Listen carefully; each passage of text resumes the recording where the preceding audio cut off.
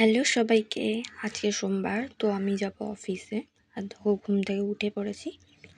আর উঠেই দেখি কালকে আমি একটা আইসক্রিম খেয়েছিলাম, সেই আইসক্রিমটা মাথা থেকে বেরিয়ে গেছে। তো যাই হোক, কিছু করার নেই, কিছু তো একটা খাবার বানাতে হবে, খেতে হবে। তো পনির না, টোফু দিয়ে স্যালাড বানাবো। আর তো সেজন্য প্রথমে সব কিছু গ্রেট করে নেব একে একে।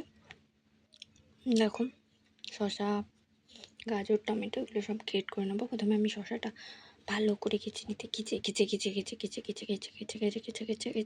করে নিয়েছি। তারপর টমেটোটাকে আর গাজরটাকেও কেটে নিয়েছি। হালকা বেশি না, অল্প একটু তেল দিয়েছি। তার মধ্যে পনিরগুলো ভাজা করে নিয়েছি। পনির থেকে ধোয়া বেরিয়ে গেছে। এবার পনিরগুলো নামিয়ে সব কিছুর মধ্যে পুদিনা আর একটু লেবুর রস দিয়েছি।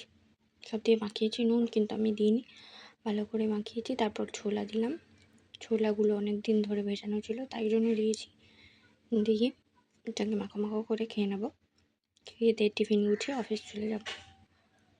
আবার অফিস থেকে এসে অনেক কাজ করব, তাই তাড়াতাড়ি খাচ্ছি। খেয়ে দিয়ে অফিসের টিফিন গোছাতে হবে, টিফিন গুছিয়ে অফিস যেতে হবে। লেট হলে সোমবার আজকে টাকা পয়সা কেটে নেবে সব, তো তাড়াতাড়ি রেডি হই। টাটা।